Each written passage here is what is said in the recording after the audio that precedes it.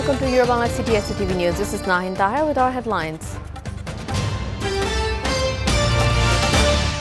Saudi government to take initiative to stabilize fuel market in Bangladesh, assuring Foreign Minister to Memorandum of Understanding signed. Capacity of BAF to defend the country increased more than before, said Prime Minister, are training to keep pace with the world. Sentence suspense of Khaleda extended for 6 months. Family again sought permission for medical treatment abroad.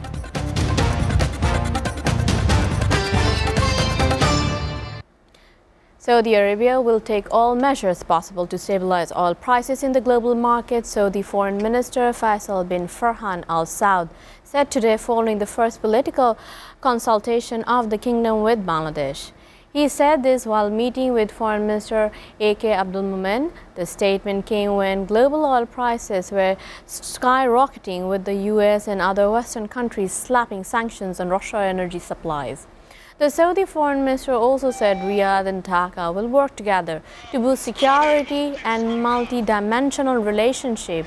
Meanwhile, Foreign Minister A.K. Abdul Mumen said the two countries signed a memorandum of understanding between the Bangladesh Foreign Service Academy and Saudi Arabia's King Faisal Institute. Prime Minister Sheikh Hasina today asked the members of Bangladesh Air Force to maintain professional skills, discipline and patriotism to accomplish national goals. Sheikh Hasina said this while addressing a ceremony marking the induction of Grub G-120 TP trainer aircraft into the fleet of Bangladesh Air Force. The Premier said it is impossible to achieve the goals without hard work, discipline and patriotism. So she hopes BAF members will be aware of this and will build themselves accordingly.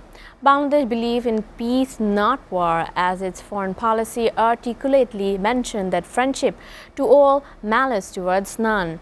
Meanwhile, she also said to ensure better and up-to-date flight training for the future generation of the Air Force, the government has already added the latest fly-by-wire and the Yak-130 combat trainer with digital cockpit K-8W jet trainer, L-410 transport trainer, AW-119KX helicopter trainer and various types of simulator to the force.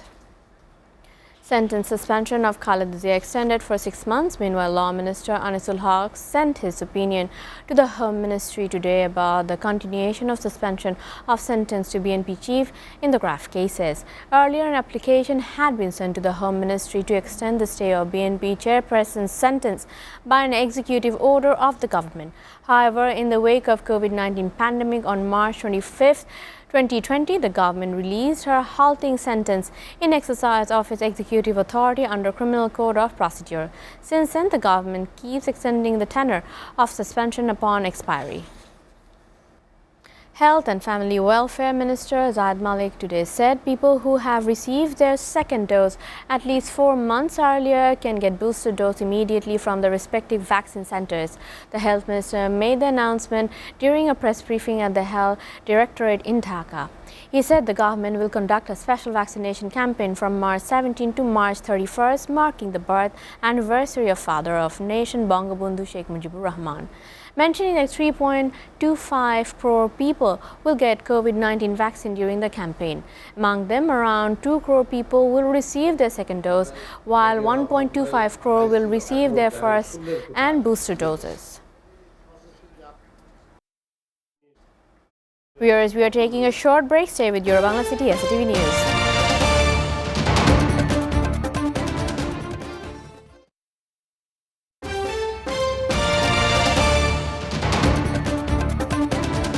Welcome back, and you're watching your Bangla City SATV News.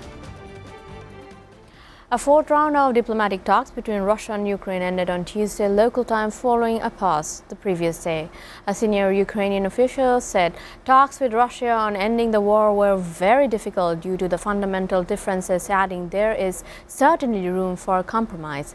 The official said that the negotiation will continue on Wednesday. Dali Nilüfer has the details. Russia and Ukraine agreed to a technical pause on Monday during the fourth round of talks, citing the need for additional work in clarification of individual definitions and working subgroups. Included on the agenda for the resumed meeting was a possible ceasefire and the withdrawal of Russian troops from Ukrainian territory. Meanwhile, Russia imposed sanctions on US President Joe Biden, Secretary of State Antony Blinken, and the country's other top officials. The move bans them from entering Russia and is a response to US measures against Russian President Vladimir Putin. But Russia's foreign minister said official contact with the sanctioned individuals would remain open and official relations maintained. However, legislators, businessmen or experts could be added to the list in the future. On the flip side, the European Union also launched additional sanctions against Russia on Tuesday. Meanwhile, the UK government also said the country will deny Russia and Belarus most favoured nation status, which will lead to an additional 35% import tariff on the two countries. Separately, UN said the war has forced more than 3 million people to flee the country to search for safety. The agency added they estimate the number of civilians fleeing could eventually go up to 4 or 5 million. It said the war is creating a child refugee almost every second, with some 1.5 million children now joining the exodus from Ukraine. However, the UN also warned that as 9 out of 10 of those fleeing are women, and children human trafficking remains as a very grave issue. Dalia Nilfer, SATV News Desk. Meanwhile, US President Joe Biden visits Europe next week for the first time since Russia's invasion of Ukraine to address the crisis with NATO allies in Brussels on March 24th. The White House said on Tuesday local time that Biden's goal is to meet NATO leaders in person to discuss member states' current standpoint on the conflict. The statement added the issue would use the opportunity to reaffirm the ironclad commitment of the US to NATO allies. The president will also attend the EU summit later on the same day to discuss further sanctions on Russia and humanitarian efforts for Ukraine.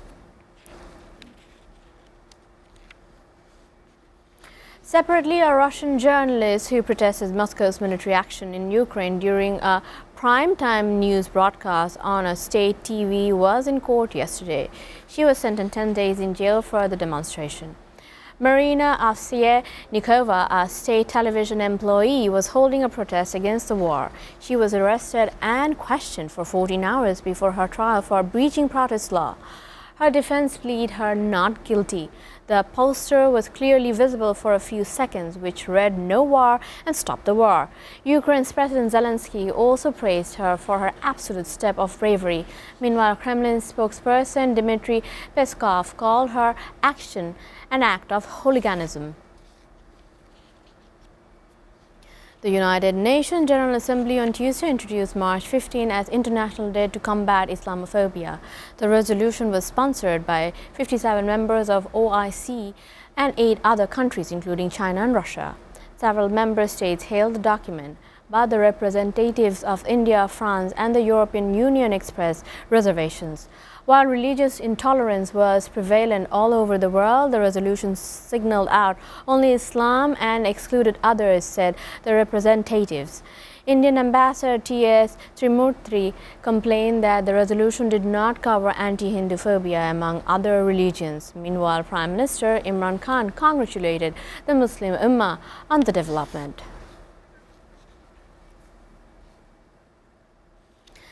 The Grammy Awards are bringing 3 of the world's biggest pop acts, Olivia Rodrigo, BTS and Billie Eilish, to perform during next month's ceremony in Las Vegas. The Recording Academy announced the first slate of performers on Tuesday that also includes Brandy, Charlie Brothers, Osbourne and Lil Nas X with Jack Harlow. The show will air live on April 3rd from the MGM and Grand Garden Arena in Las Vegas. The Grammys shifted to Las Vegas due to the rise in COVID-19 cases and the Omicron variant in January, with organizers citing too many risks to hosting the performance e-film ceremony at that time. Now stories from sports world. England won their first match in the Women's ODI World Cup for the first time. The English women defeated the Indian women's team by 4 wickets. After losing the toss and opting to bat, the Indian women lost 3 wickets for 28 runs. Smriti Mandhana relieved the team a bit in the 4th wicket with 33-run partnership with Harmanpreet Kaur. However, Harmanpreet returned with only 14 runs. Then wickets kept declining of the Indian middle order batsmen. Smriti Mandhana's 35 and Richa Ghosh's 33 helped India to reach 134 runs. In reply, England lost 2 wickets at the beginning of their innings. However, the English took control of the match with the great batting of the Heather Knight and Nate Skiver. After losing 6 wickets and keeping 112 balls in hand, England girls got an easy win against the Indians. Atletico Madrid and Benfica are in the last 8 of the UEFA Champions League. Atletico Madrid beat Manchester United 1-0 in the second leg of the last 16.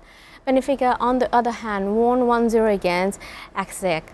Manchester United has been aggressive from the start at home. Atletico goalkeeper John Oblak returned Antonio Aguilar's shot in the 15th minute. Attacks and the counter-attacks are going on since then. However, Atletico Madrid took the lead in the 41st minute. Renan Lodi scored with a great header from Griezmann's extension. Despite creating opportunities in the second half, Manchester United did not see any goals. As a result, the Red Devils lost 1-0 at home and left the last 16.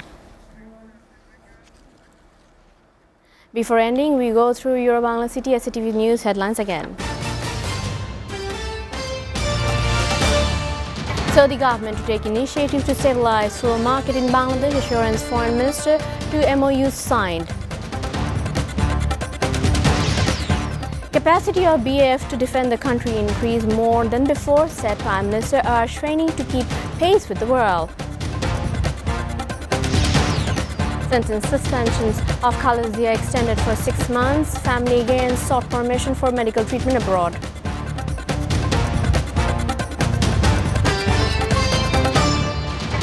You're up to date with our top stories so far in Bangla City SATV News, and to know the latest in SATV News, visit www.satv.tv. Stay with us.